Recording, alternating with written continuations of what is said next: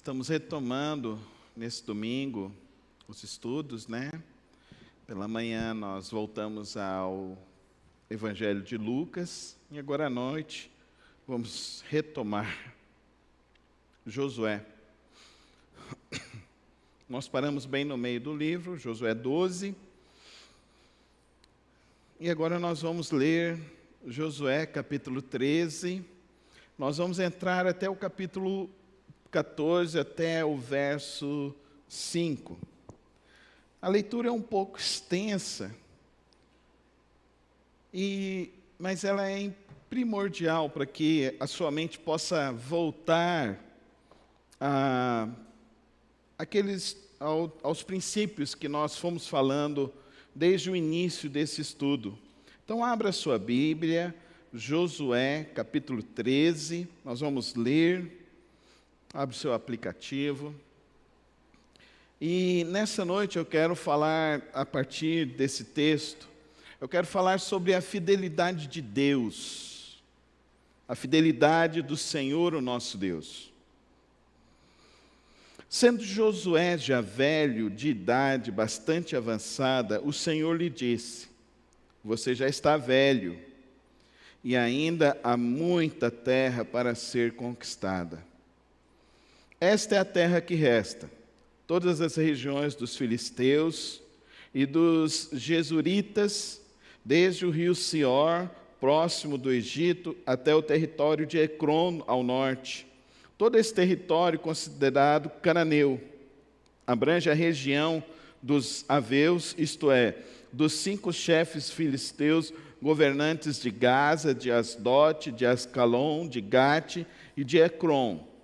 Resta ainda, desde o sul, toda a terra dos cananeus, desde Ara dos Sidônios até Afeque, a região dos amorreus, e dos gibleus, e todo o Líbano para o leste, desde Baal-Gate até ao pé do monte Hermon, até Lebo-Amate. Todos os habitantes das montanhas, desde o Líbano até Mesrifote-Maim, isto é, até os sidônios, eu mesmo os expulsei da presença dos israelitas. Você, porém, distribuirá esta terra a Israel por herança, como lhe ordenei, repartindo agora entre as 9 tribos e a metade da tribo de Manassés.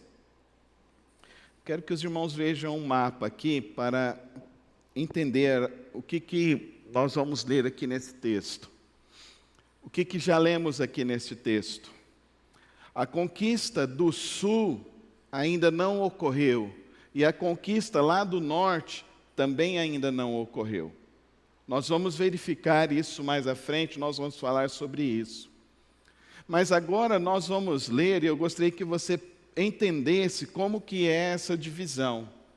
Hoje pela manhã nós então falamos ali de Jericó, próximo ao Mar Morto, e a subida até Jerusalém. Então nós estamos aqui ao sul do Mar Morto, subindo Jerusalém ao norte. E aqui, essa região é a região por onde eles passaram. A conquista começou por Moabe, por Edom, e chegou ali em Jericó, que foi a primeira cidade onde eles conquistaram. E ali eles foram subindo e foram conquistando. E agora, então, Josué, ele tem uma parte da sua missão concluída, uma parte do seu ministério concluído. E agora, então, ele vai fazer essa divisão da terra com os judeus, com os filhos de José, de Israel. Vamos ver a leitura agora, e esse mapa vai continuar na nossa reflexão nesta noite. Com a outra metade da tribo de Manassés, as tribos de Rubem, de Gate, já haviam recebido a herança a leste do Jordão, conforme Moisés, servo do Senhor, lhes tinha designado. Então, nós estamos falando aqui dessas 3 grandes divisões aqui: Gate, Rubem e Manassés. Eles foram distribuídos por Moisés. Isso aqui foi entregue a eles por Moisés. Isso aqui, Deus deu essas vitórias a eles no período, então, de Moisés.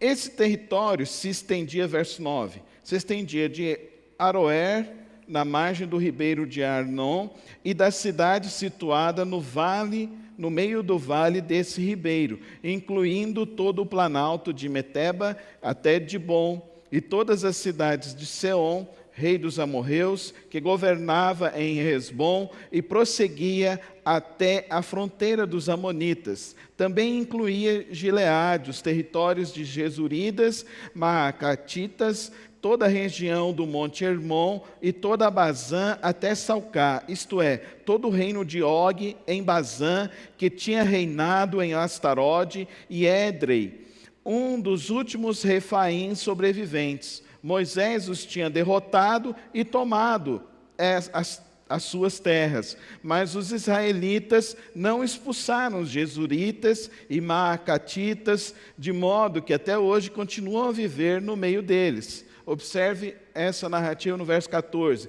Mas a tribo de Levi não deu herança alguma, visto que as ofertas preparadas no fogo do Senhor, o Deus de Israel, sua herança deles, são a herança deles, como já lhes disseram. Então, uma das tribos não receberá a divisão da terra.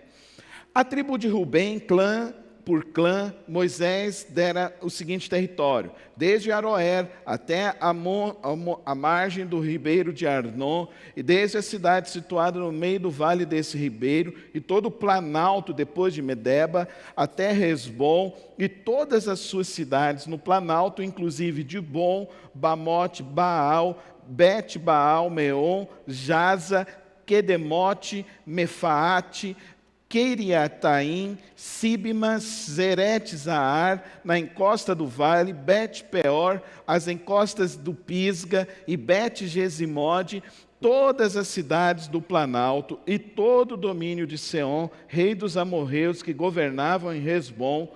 Moisés o tinha derrotado, bem como os líderes medianitas Evi, Riquém, Zur, Hur e Reba, aliados de Seom, que viviam naquela terra. Além dos que foram mortos na guerra, os israelitas mataram a espada Balaão, filho de Beor, que praticava adivinhação. A fronteira da tribo de Rubem era a margem do Jordão. Estas cidades e os seus povos foram herança de Rubem, clã por clã.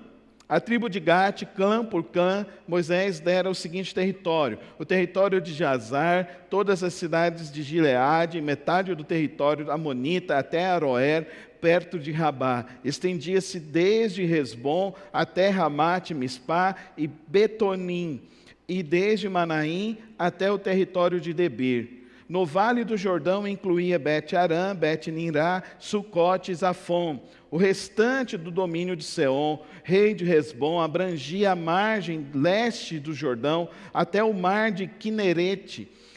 Essa região, com suas cidades e povoadas, foram herança de Gate, clã por clã.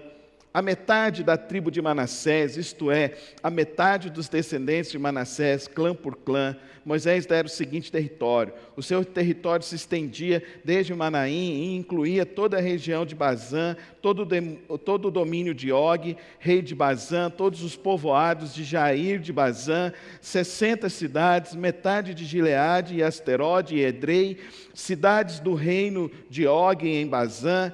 Esse foi o território destinado à metade dos descendentes de Maquir, filho de Manassés, clã por clã. Essa foi a herança que Moisés deu quando estava na planície de Moabe, do outro lado do Jordão, desde o leste de Jericó. Mas a tribo de Levi, novamente, Moisés não deu herança alguma. O Senhor, o Deus de Israel, é a herança deles, como já lhes dissera. Foram estas as cidades que os israelitas receberam por herança em Canaã, e que o sacerdote Eleazar, Josué, filho de Num, e os chefes dos clãs das tribos dos israelitas repartiram entre eles. A divisão da herança foi decidida por sorteio entre as 9,5 tribos, como o Senhor tinha ordenado por meio de Moisés, pois Moisés já tinha dado herança às 2,5 tribos a leste do Jordão, mas os levitas não deram herança entre os demais. Os filhos de José formaram as 2 tribos de Manassés e Efraim. Os levitas não receberam porção alguma da terra, receberam apenas cidades onde viver, com pastagens para os seus rebanhos. Os israelitas dividiram a terra conforme o Senhor tinha ordenado a Moisés. Vamos recapitular aqui tudo o que está acontecendo. A promessa foi dada em torno de 300 anos antes. A promessa foi dada a Abraão, Gênesis capítulo 12. Depois de 300 anos, eles estão fazendo a divisão da terra. O texto começa relatando que Josué já está velho. Alguns autores acreditam que Josué viveu entre 110 e 115 anos. Não há esse registro claro sobre a vida de Josué. Mas Josué, ele está entre aquelas pessoas que saíram do Egito. Então, Josué, estando aqui já beirando aos 100 anos, porque daqui para frente nós vamos ver umas sucessões de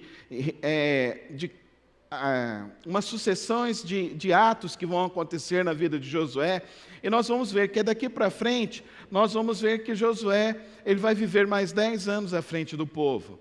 Há aqui, neste momento, então, uma mudança no ministério de Josué, porque antes ele era um general, agora ele deixa de ser um general, e agora ele passa a ser um gestor. Ele passa a ser um administrador, ele passa a ser aquele que está sobre o povo de Israel, e agora ele está definindo os papéis e os locais onde esse povo vai herdar. Por isso que é importante que eu e você entendamos esse mapa, entendamos o que está acontecendo, porque essa promessa, lembre-se sempre, a promessa foi dada 300 anos atrás para Abraão. E era apenas Abraão e a sua esposa Sara, e eles vieram a ter um filho 30 anos depois da promessa. E depois dessa promessa, eles tiveram apenas Isaque. E Deus ainda pediu que Abraão sacrificasse Isaque. E Abraão foi ao ponto de chegar lá no local para fazer o sacrifício, e o filho Isaque perguntar: pai, nós temos tudo aqui preparado para o sacrifício, mas onde está o cordeiro? E ali Abraão faz a afirmação, Jeová Jirê, que significa Deus proverá. Então, levanta-se um anjo e diz para Abraão não tocar no menino, e traz um cordeiro, e esse cordeiro é sacrificado ali, em substituição à vida de Isaque. Isaque, então, ele vai se casar, ele vai ter os seus filhos, ele vai ter um problema na sua família, dos seus filhos então vai vir Jacó, e vai, tendo os seus irmãos, o outro irmão, eles entram em brigas, em conflitos, mas aí Jacó, ele assume essa figura de se tornar então o pai de Israel. E Jacó então ele vai ter esses filhos. E nós vamos lembrar então que ocorre algo no meio dessa batalha entre esses filhos. Ocorre que eles tentam matar José do Egito. E nessa tentativa de matar José do Egito, José, ele se torna então um escravo e chega ao Egito. E chegando ao Egito, ele vai trabalhar na casa de Potifar, e ali então, dali ele vai para a prisão. Ali ele é esquecido, e depois que José já está por volta de 10 anos na prisão no Egito, ele é lembrado. E José então interpreta o sonho do faraó. e o faraó então o coloca então como governador do Egito. E aí os filhos de José vêm à cidade, e então José tem um encontro, e ele resolve as suas questões, as suas pendências com seus irmãos, e os seus filhos e os seus irmãos então começam a viver ali entre o povo egípcio. E só que o faraó morre, assume um novo faraó, o filho do faraó, e nesse período então a filha de faraó encontra Moisés no cestinho. Por que eu estou fazendo todo esse relato para você entender? Isso aqui não é apenas um mapa, isso aqui não é apenas uma fotografia, isso aqui foi uma visão que Deus deu a um homem, uma visão que esse homem confiou, que era uma visão vinda de Deus, e que ele confiou então que Deus seria com ele, e que Deus estaria com ele, porque ele não poderia ter filhos, e Deus deu a ele os filhos. E ele viu os filhos dos filhos, e os filhos dos filhos então começou a gerar um povo, e esse povo crescendo ali no meio do povo egípcio, eles começam então a experimentar por 120 anos, uma escravidão, até que surge Moisés, aonde estamos no relato desse texto. Moisés então ele é salvo, porque o faraó ficou temendo que os israelitas crescessem e dominassem sobre eles. Mas Moisés foi salvo. Moisés foi resgatado da água. Moisés então vai morar e habitar no palácio. E morando no palácio, então ele cresce ao lado do seu meio-irmão agora, porque ele foi adotado. Então Moisés, então ele assume agora uma figura de uma liderança e de um destaque. Mas Moisés, pelo seu ímpeto carnal, erra. E ao errar, ele assassina um soldado egípcio, e aí Moisés vai ficar recluso no deserto, e lá no recluso acontece mais um momento maravilhoso. Deus fala com Moisés, Deus fala com Abraão, Deus fala com Isaac, Deus fala com Jacó, Deus fala com José, Deus fala com Moisés. Moisés, então, ele assume essa missão e vai viver esse propósito, esse projeto de Deus, de libertar o povo de Israel. Moisés, então, recebe uma visão de Deus, uma promessa de Deus, e começa a viver por essa promessa e por essa visão. E ele começa, então, a perceber que esse Deus, ele está governando sobre a vida dele. Então, acontecem as 10 pragas. Israel, então, o povo de Israel sai. Sabemos então que é uma multidão de quase 2,5 milhões de pessoas que saem do Egito. Eles passam milagrosamente pelo Mar Vermelho, mas quando chega, depois de 3 meses, eles já chegam nessa parte aqui ao sul. Eles avistam a terra prometida. Moisés então envia 12 espias, e esses 12 espias não foram dignos de trazer um relatório positivo, pautado na promessa de Deus. E então 10 colocam então a incredulidade no coração do povo de Israel, mas 2 homens não, Josué e Calebe.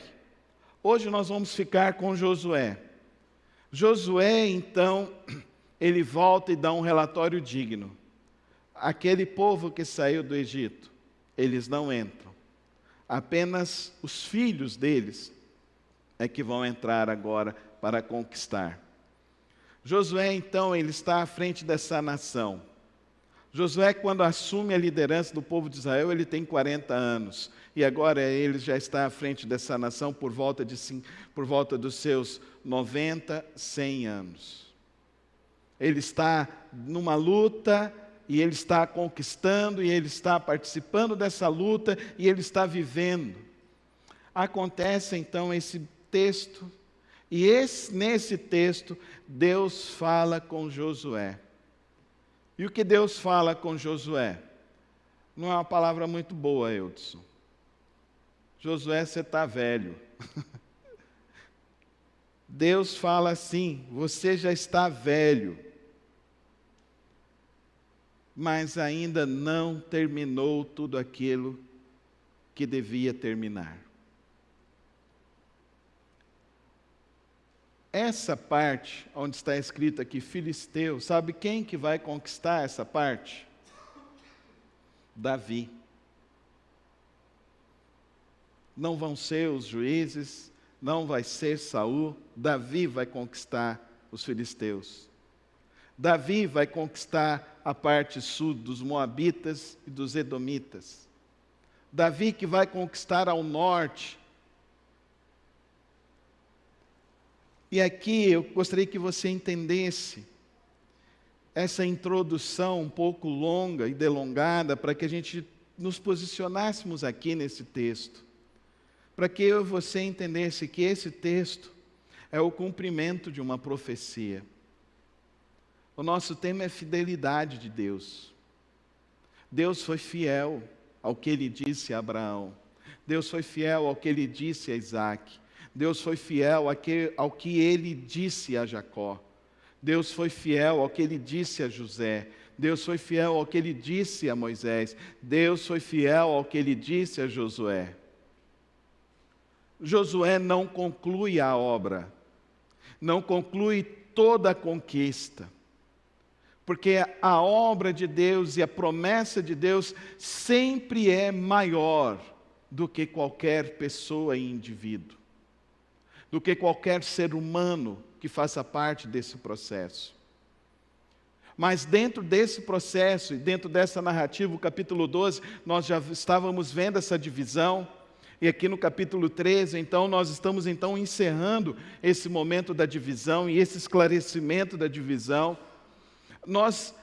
Parece ser um texto meio enfadonho e difícil, mas eu gostaria que você se atentasse comigo aqui nesta noite para 4 lições muito importantes para as nossas vidas.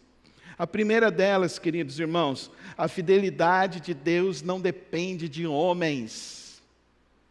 A fidelidade de Deus é algo que está com Ele relacionado ao propósito que Ele tem para toda a humanidade. Então nós precisamos entender isso. Deus é fiel? Sim, Ele é fiel. Ele é fiel a Ele. Ele é fiel às palavras dEle. Ele é fiel aos propósitos dEle. Agora, todo o propósito de Deus, ele se realiza na história humana por meio de homens que assumem o compromisso com Ele, que assumem um compromisso de andar em fidelidade para com Deus, que assume este compromisso não importando a condição, não importando as circunstâncias, se vai ser fácil, se vai ser tranquilo, não. Ele não estava olhando para a demanda que ele teria para frente. Josué, quando ele foi lá fazer parte do meio dos espias, ele estava olhando com os olhos espirituais. E é isso que eu e você precisamos aprender aqui nesta noite. Olhar e enxergar a vida na perspectiva dos olhos espirituais. Abraão, quando ele foi naquela marcha, subindo com seu filho, ele estava olhando com os olhos espirituais. Não adianta andarmos e vivermos nesta vida apenas com os nossos olhos naturais. Nós precisamos enxergar a vida da perspectiva espiritual, da perspectiva da fidelidade de Deus, da perspectiva de que Deus está construindo e Ele vai consumar a sua história. Não é a minha história, não é a sua história, é a história de Deus, é o plano perfeito de Deus. Às vezes nós estamos orando e nós temos muitas pessoas que são ansiosas e oram e querem a resposta das suas orações e querem a promessa de Deus acontecendo e querem as circunstâncias. Querido irmão e querida irmã, acalma o teu coração e refugia a tua alma no Senhor, porque Deus sabe a hora certa de todas as coisas, amém, irmãos? Não era aquele povo que saiu do Egito que deveria adentrar a terra, não era aquele povo que tinha que conquistar a terra, era um novo povo, e foi um novo povo que entrou, e foi um novo povo que conquistou.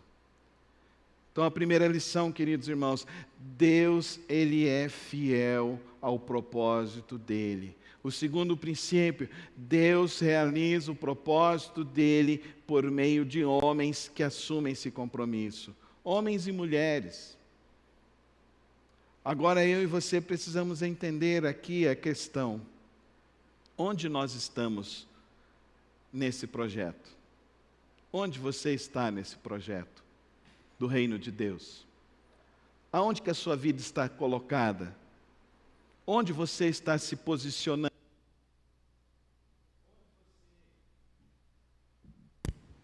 Onde você está vivendo os seus dias? Onde você está se colocando dentro desse projeto? Onde você está buscando realizar esse projeto de Deus? E aí, querido irmão e querida irmã, é uma situação que eu e você precisamos aprender aqui nesse texto. Porque às vezes nós queremos muitas coisas, e nós vivemos uma sociedade de consumismo, nós vivemos uma sociedade que sempre está querendo dizer para nós que nós precisamos ter um carro melhor, um apartamento melhor, fazer uma viagem melhor, que precisamos e podemos ter coisas melhores. E às vezes nós estamos vivendo uma experiência de fado e angústia e ansiedade, porque nós estamos fora do projeto maior de nossas vidas. E qual é o projeto maior de nossas vidas? Andar na vontade de Deus. Diz isso comigo. Andar na vontade de Deus. Esse é o projeto maior das nossas vidas. Querido irmão e querida irmã, muitas angústias vão ser curadas na sua vida nessa noite, se você se colocar para viver dentro do propósito de Deus. Josué, então, ele está olhando para essa nação, está olhando para os seus dias, e ele está percebendo, as coisas estão mudando, o tempo está mudando. Agora, eu não vou conseguir ter o mesmo vigor das batalhas, agora eu preciso me posicionar de uma maneira diferente. Você se enxerga em que posição nesse reino de Deus? Porque a história de Deus não está concreta, concretizada. Ela vai se concretizar. Agora não é mais um plano territorial. Agora não é mais uma cidade. Agora não é mais um arcabouço religioso. Agora nós somos o novo Israel do Senhor. Agora é o mundo que precisa ser conquistado. Indo por todo o mundo, pregai o Evangelho. Agora é o mundo que precisa ser conquistado. Nós estamos estudando Josué e nós precisamos compreender então que nós estamos fazendo parte deste projeto de Deus. E que Deus quer usar homens para mostrar quão grande Ele é fiel.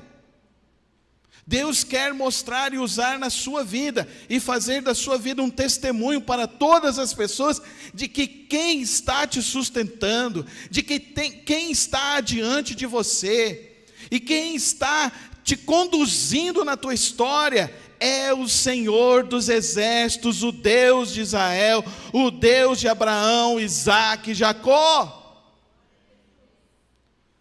Nós não podemos viver esta vida simplesmente achando que estamos aqui para ficar desfrutando as coisas deste mundo. Nós estamos aqui para realizar o projeto de Deus, a vontade de Deus. E agora este projeto agora não é mais Israel, não é mais esse território. Agora é este mundo que está vil, que está caindo, que está cada vez pior, que está tentando cada vez mais destruir a pessoa humana, destruir a personalidade das pessoas.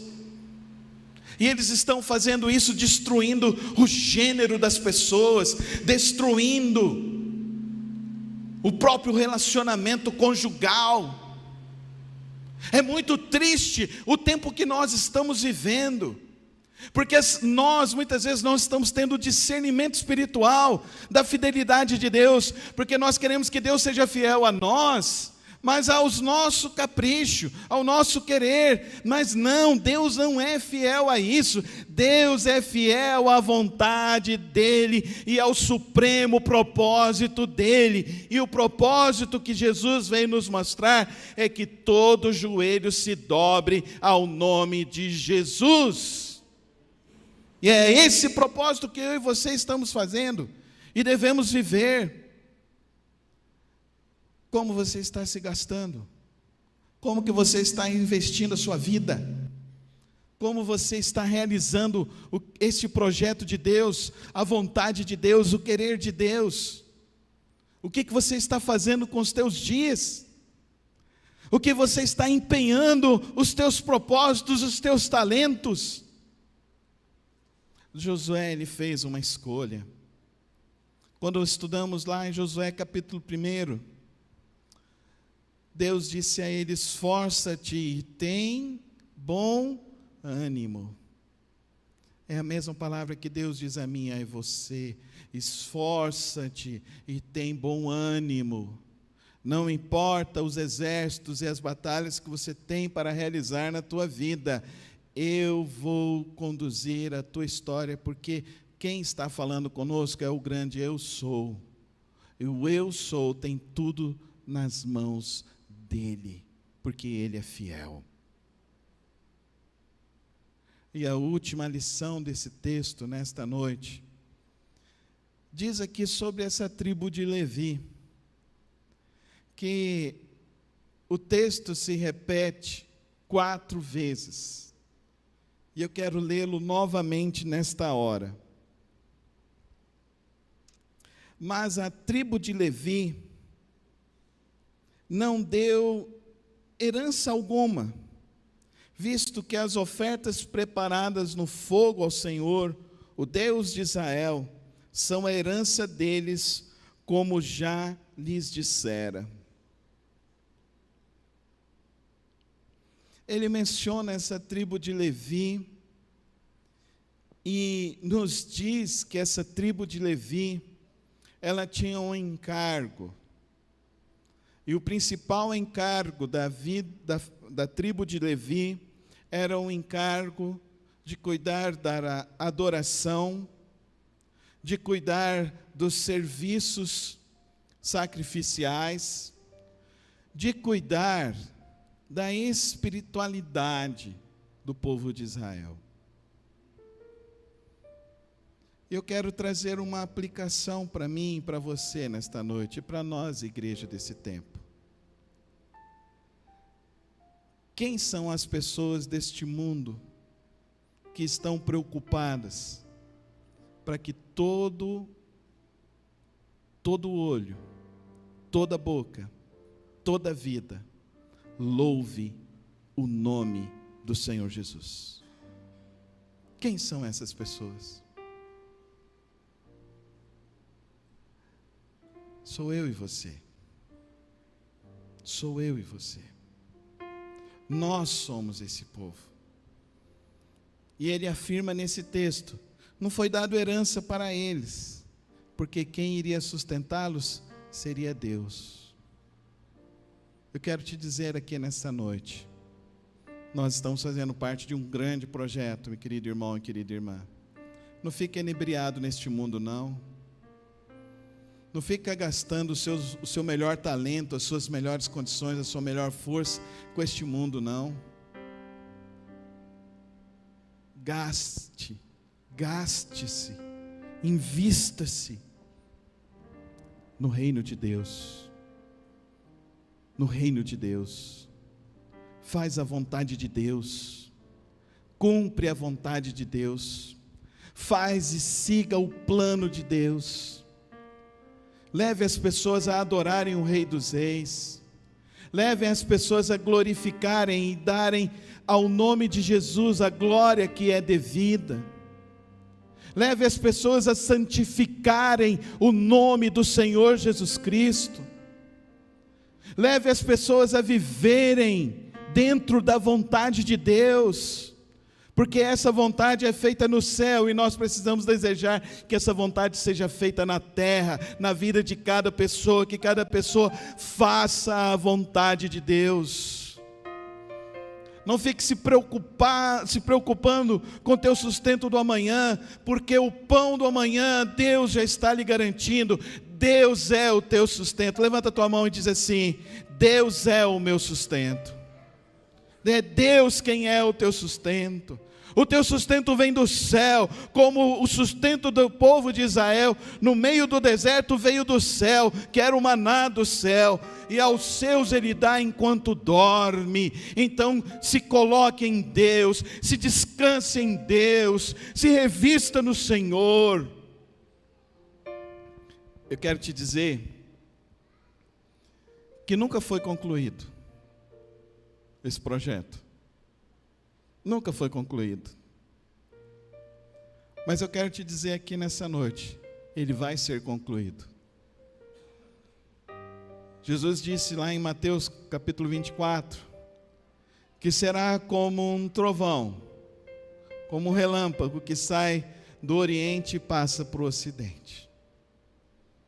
E que quando isso acontecer, quando ele vier e levar a sua igreja, o seu povo com ele, descerá a nova Jerusalém, e aí será implantado todo esse reino de Deus, e todo olho verá, e toda língua confessará, o texto que nós lemos, que Jesus é o Senhor. E a pergunta então para mim e para você nesta noite é: eu estou vivendo dentro desse propósito? Ou ainda eu fico atemorizado, ainda fico preocupado que Deus é fiel, Deus não é fiel, porque as coisas não estão acontecendo na minha vida, Deus não é fiel, porque as coisas eu não recebi a resposta de oração, Deus não é fiel. Irmão, você não sabe, nem eu sei. Deus é fiel. Fala comigo, Deus é fiel. A fidelidade do Senhor é verdadeira. É verdadeira e ela se cumpre. Lance fora então toda dúvida e toda incredulidade do teu coração nessa noite. E comece a andar como Josué. Sabe, Paulão, você me abençoou semana passada, quando nós nos falamos da sua mãe. Paulo perdeu a mãezinha dele na noite de sábado passado. Mas eu perguntei para ele assim, na nossa ligação, eu perguntei: Paulo, como que você está? Paulo, ele mexeu nas minhas entranhas como você não imagina. Porque o Paulo virou e falou assim: pastor, lógico, a gente fica consternado. O português do Paulo é maravilhoso, as palavras que ele usa. A gente fica consternado. Mas, pastor, a minha mãe foi uma mulher de fé. Um testemunho vivo, né, Paulo, que você me disse? Uma mulher que não murmurava, mas que confiava no Senhor Jesus. E o que ela deixou para nós foi isso. Eu fiquei assim, fiquei meio emudecido com as palavras que ele disse. E hoje, pensando nessa mensagem, essa semana, e vendo Josué, Deus falando para Josué: Josué, você já está velho. Mas Deus fala para Josué, Ele dá uma palavra para Josué, tipo assim: Josué, não fica ansioso não, não fica preocupado não, você não vai ver todas essas coisas acontecendo na tua vida, mas o que você precisou fazer, você fez, Josué. E a minha pergunta para você nessa noite é isso: você está fazendo o que você tem que fazer? O que Jesus te chamou para fazer? O que Deus te tirou das trevas e colocou na maravilhosa luz para você fazer e viver? Você está fazendo isso? Você está vivendo no propósito e na vontade desse Deus que é fiel e que é poderoso? Você está cumprindo este plano, este propósito de Deus? Você não está se contaminando com as pessoas incrédulas, você não está se contaminando com a maioria que não crê, mas você está sendo como Josué, está sendo firme e fiel, confiando nele, confiando naquele que prometeu, porque Ele é fiel e poderoso para cumprir e nos levar até o fim. Esse é o nosso Deus, Ele é fiel. A fidelidade dele está sendo provada para nós, está sendo atestada para nós. Ele não é um Deus impassível e distante, Ele é um Deus que está levando a história até o propósito final dela. Entenda isso, querido irmão e querida irmã, sua vida, sua família é para o propósito de Deus. Coloca a mão no teu peito e diz assim: a minha vida. Fala com fé, igreja: a minha vida. Fala com fé, igreja: é para o propósito de Deus. Josué nos ensina que ele viveu o propósito que Deus deu a ele. Ele não viu toda a conclusão, porque ele decidiu viver por fé e confiar no Deus que prometeu. É esse o meu convite para você nessa hora e nessa noite, a você andar na sua vida fiel com aquele que te prometeu. É a redenção completa, a salvação completa, a vitória completa. Não é vitória parcial, mas é a vitória completa, a vitória triunfante com Ele. Feche os teus olhos agora e coloca a tua vida diante do Senhor. Se nesses dias você duvidou, se nesses dias você até ficou indignado com as coisas que estavam acontecendo ao seu redor, e você ficou até perguntando: Senhor, o que o Senhor vai fazer, quando o Senhor vai fazer? Se você deixou e foi tocado pela seta da incredulidade, querido irmão, peça perdão hoje a Deus e fala: Senhor, eu estou aqui pedindo perdão, Senhor, porque hoje eu quero refazer a minha aliança com o Senhor. Eu quero viver para o Senhor, eu quero viver fiel ao Senhor, eu quero viver confiando em Ti, eu quero andar contigo todos os dias da minha vida, eu quero confiar porque o Senhor é fiel e poderoso, e o que o Senhor prometeu, o Senhor vai cumprir, e Ele vai nos levar até o fim, ao propósito dEle. Coloca a sua vida nas mãos dEle. Talvez hoje é o momento de você fazer a sua decisão com Ele, a sua decisão de dizer que você vai viver para Ele, porque você não tem vivido para Ele. Você está vivendo para tantas coisas, mas você não está vivendo para Jesus. Talvez hoje é esse o momento, e não perca essa chance, essa oportunidade de você dizer hoje: Senhor Jesus, Senhor meu Deus, eu quero viver os Teus propósitos, eu quero viver os meus próximos dias, os anos que o Senhor tem para que eu venha viver, eu quero viver sendo fiel ao Senhor até o fim. Faz esse compromisso com Cristo, faz esse compromisso com Deus, faz esta aliança com Ele, e comece a andar com Ele. Comece a andar no propósito dEle, porque Ele é fiel. E Ele levará e Ele fará cumprir todo o propósito dEle. Vamos ficar em pé na presença do Senhor nessa hora. Vamos orar nesse momento.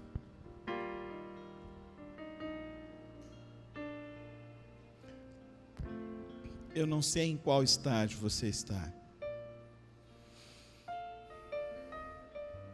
Talvez Deus hoje está dizendo para você: sai do meio da tua parentela, como Ele falou para Abraão.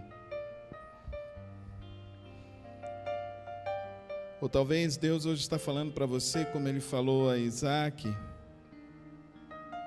sou eu que te conduzo, Isaac.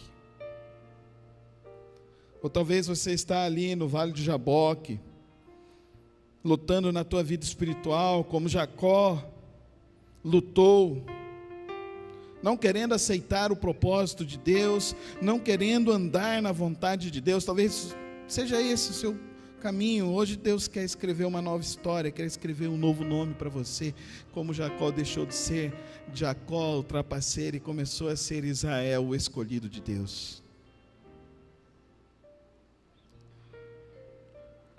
Não sei, talvez você esteja vivendo como José, abandonado, rejeitado pelos seus irmãos, rejeitado por tantas situações na vida. Mas José disse que e tudo isso que aconteceu na minha vida era para se cumprir o propósito maravilhoso de Deus na minha vida. Então reconcilia-te hoje com Deus e começa a dizer: Senhor, eu sei que o que eu vivi até hoje é para viver dentro do teu propósito. É o Senhor me chamando para essa intimidade, é o Senhor me chamando para andar com o Senhor. Mas saia daqui como Josué saiu. Josué saiu decidido a fazer a vontade de Deus, a cumprir o propósito de Deus na vida dele e na geração dele.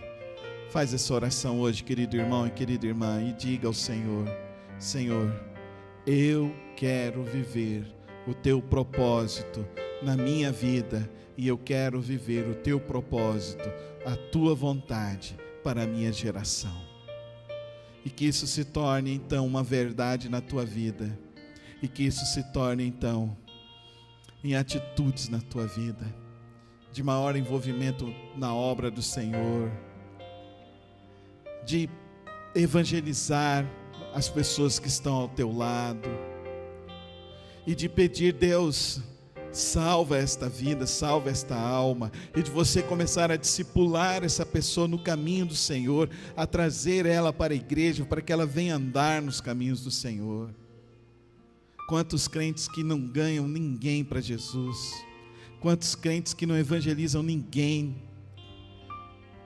Sai disso, querido irmão, assume esse compromisso com Cristo, assume verdadeiramente o compromisso com Cristo, de viver para Ele, para a glória dEle. Senhor, meu Deus e meu Pai, o Senhor que sonda os corações, o Senhor que nos conhece mais do que nós próprios mesmos, o Senhor que preparou esse dia para estarmos aqui reunidos, o Senhor que trouxe cada um aqui nesta noite, o Senhor que me usou para anunciar a Tua palavra, que nesta hora o Teu Espírito Santo esteja, ó Deus, quebrando os corações e transformando cada vida para viver dentro da Tua vontade, dentro do Teu propósito. Toma as nossas vidas nesta hora e usa-nos para a Tua glória, porque nós queremos ver, ó Deus, o Teu plano perfeito acontecendo nesses dias.